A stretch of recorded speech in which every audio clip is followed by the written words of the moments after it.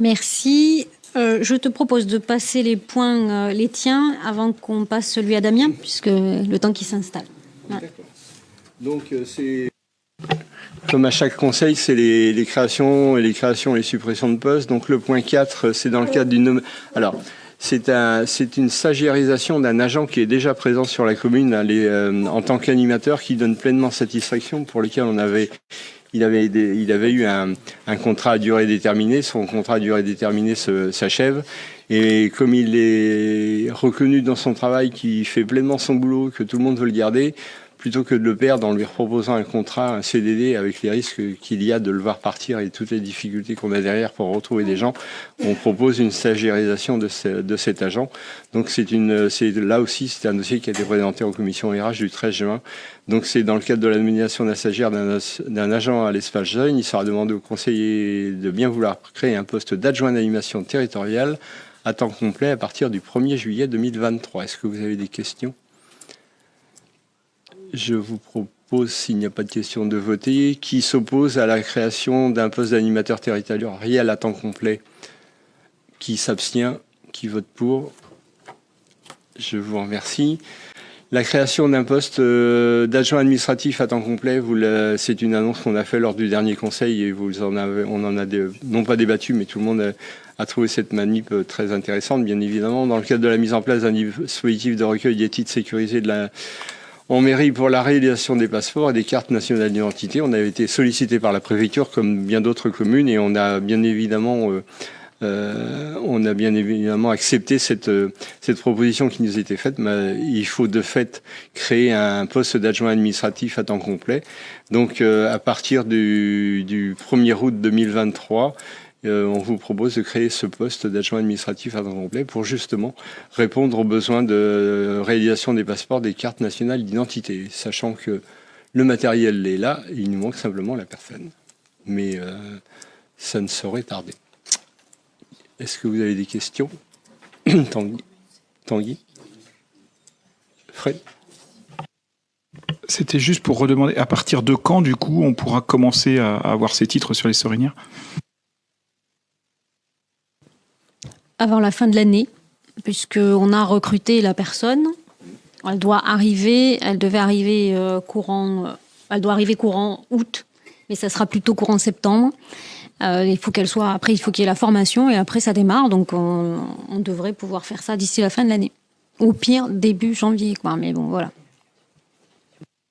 Sachant que le matériel, on l'a et que cette personne occupe déjà cet emploi dans une autre commune. Donc, elle vient, elle possède tout, quoi. Il n'y a pas de formation, sachant que la formation en elle-même, c'est une demi-journée. Mais peu importe, c'est pas grave. Elle est formée, elle connaît le métier, donc il n'y a pas de souci. Mais elle n'arrivera que mi-septembre, je crois. Alors, tout le monde sait que les délais pour obtenir un passeport, une carte nationale d'identité sont extrêmement longs. Donc c'est une excellente nouvelle pour les Soriniérois qu'ils puissent désormais faire leurs papiers sur notre commune, quoi. Voilà, donc je voterai, je pense, comme l'ensemble du conseil municipal, cette proposition. Il faut savoir que toutes les démarches en commune seront faites par un agent, mais après il y a toute la partie administrative qui est gérée par la préfecture et là on ne mesure pas les délais. Mais au moins on aura fait le nécessaire, nous, pour faire avancer les choses au niveau de la commune des Sorinières. Mais le reste, après, en préfecture, les délais seront ce qu'ils seront, mais nous, on aurait fait ce qu'il faut. Eh bien, s'il n'y a pas de questions, je vous propose... Ah, pardon, Fabienne, excuse-moi. Quand on avait voté la dernière fois ce poste, j'avais cru comprendre que les 3 personnes de l'accueil, avec cet agent en plus, seraient aptes à tenir le poste, hein. Donc, comme celle-ci est déjà formée, occupe déjà cette fonction... En fait, ce sont plutôt nos agents qui doivent être formés en temps et en heure. Hein? D'accord. C'est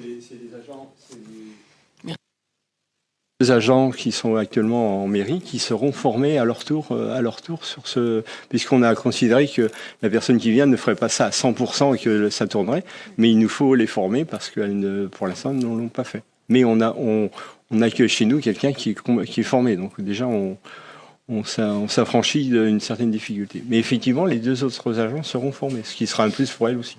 Enfin, je pense. Oui, puis ça permet, quand elle sera en vacances et qu'elle sera absente, de pouvoir, évidemment, que ça puisse continuer tout le long. Donc s'il n'y a plus de questions, je vous propose de voter sur la création d'un poste d'adjoint administratif à temps complet. Qui vote contre? Qui s'abstient? Qui vote pour? Je vous remercie. Le point 6, c'est la création d'un poste d'adjoint administratif principal de première classe à temps complet dans le cadre d'un avancement de grade au service enfants-jeunesse. Il sera proposé au conseiller de bien vouloir créer un poste d'adjoint administratif principal première classe à temps complet à compter du 1er août.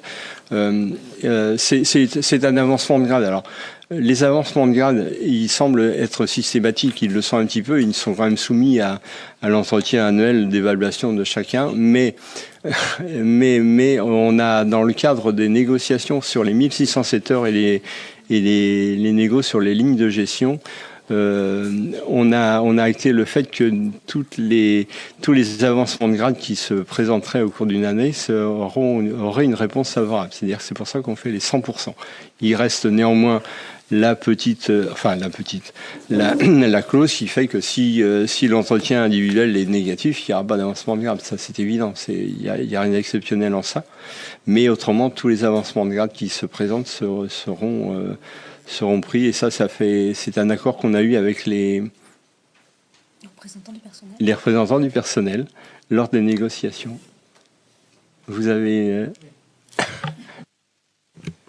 Je suis étonnée quand vous dites que l'avancement de grade est soumis à l'évaluation annuelle de l'agent, mais c'est complètement indépendant. L'avancement de grade, c'est statutaire, ça n'a rien à voir avec l'évaluation.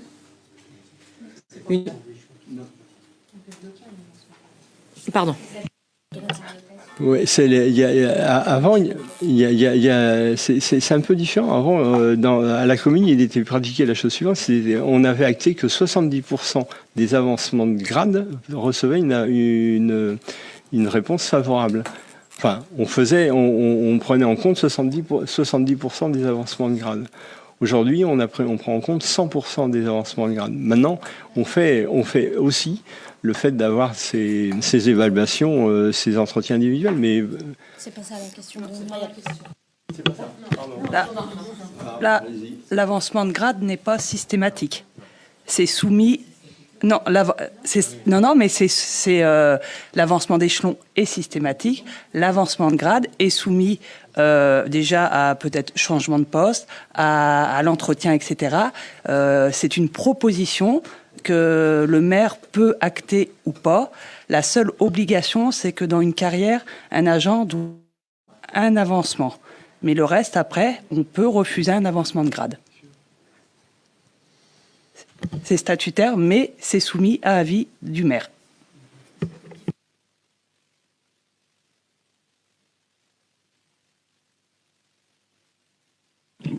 Dans la fonction publique d'État, c'est la même chose. C'est soumis à l'évaluation et à la notation, en l'occurrence. C'est pas systématique.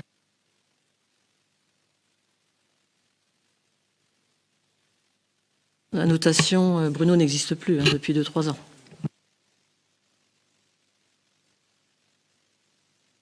Il y a une évaluation quand même. Entretien professionnel. Il n'y a pas de notation. La notation n'existe plus depuis 2-3 ans. L'évaluation, oui, heureusement d'ailleurs. Mais c'est pas la même chose.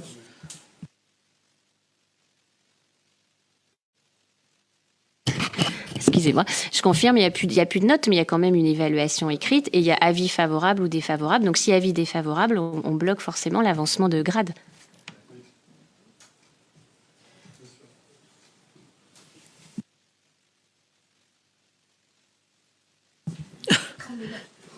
Comment ? Non, mais j'entends. Après, effectivement, le statutaire par rapport aux échelons, je suis OK là-dessus. Mais c'est un peu...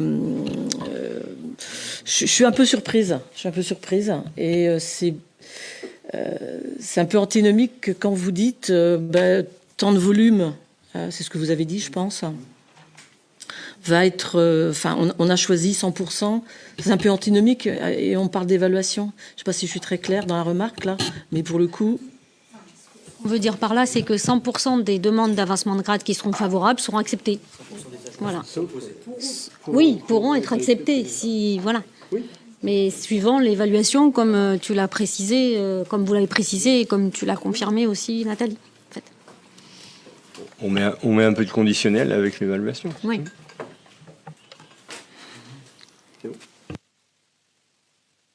S'il n'y a plus d'observation, je vous propose de voter le point 6, la création d'un poste d'adjoint administratif principal de première classe à temps complet. Qui s'oppose? Qui s'abstient? Qui vote pour? Je vous remercie. Le point 7, eh bien, c'est un remplacement. C'est dans le cadre d'un départ en retraite de multi-accueil les enfantines. Il sera demandé au conseil de bien vouloir créer un poste d'éducateur de jeunes enfants à 28 heures à compter du 1er juillet 2023. Donc là aussi, c'est un dossier qui a été présenté en commission RH le 13 juin dernier. Et c'est pour remplacer quelqu'un à un départ en retraite. Avez-vous des questions? Non. Qui vote contre la création d'un poste d'éducateur de jeunes enfants à 28 heures? Qui s'abstient? Qui vote pour? Je vous remercie. Et le dernier point, c'est la création d'un poste administratif principal première classe à temps complet. Alors, c'est pour les besoins du service communication dans le cadre de l'augmentation du temps de travail d'un agent, passage de 28 heures à 35 heures, il sera demandé au conseiller de bien vouloir créer un poste d'adjoint administratif principal première classe à temps complet à partir du 1er septembre 2023. Alors, c'est une personne, cet agent aujourd'hui a un emploi à 28 heures, parce que certaines tâches qui étaient effectuées, mais certaines tâches qui sont effectuées, surtout l'événementiel, par une personne qui est aussi détachée au CCS, cette personne ne peut plus tout faire, donc cette charge de l'événementiel revient à cette personne au service communication. Donc effectivement, on propose d'augmenter ce temps de travail de 28 heures, de passer à 35 heures. Ça, alors, ce n'était pas budgété, donc je vais tenir jusqu'au bout, ce n'était pas budgété, donc on a fait, ça va représenter un coût de entre 6 600 € et 8 000 € sur une année, donc sur une année pleine. Donc sur les 6 mois à venir, on divise par 2. Donc il y a un surcoût effectivement, mais c'est pour répondre à un besoin au service com qui est de plus en plus important, au transfert d'une charge de l'événementiel, une charge qui était consacrée à l'événementiel, qui revient à cette personne-là, sachant que la personne qui gérait l'événementiel gère autre chose aujourd'hui au sein du CCS et on ne réduit pas un temps de travail de l'une pour le donner à l'autre. C'est un agent à qui on augmente son temps de travail pour absorber une charge supplémentaire. Voilà. Et en termes de coûts, je vous ai donné, budget, je vous ai dit ce que ça représentait. Est-ce que vous avez des questions? Eh bien, je vous propose de voter sur la création d'un poste d'adjoint administratif première classe à temps complet. Qui s'oppose? Qui s'abstient? Qui vote pour? Monsieur Burneau, pardon. Et 3 ans après, je vous appelle toujours, c'est incroyable. Non, mais vous avez levé la main. Il a fait trop vite. D'accord, ok. Donc, unanimité. Eh bien, écoutez, je vous remercie.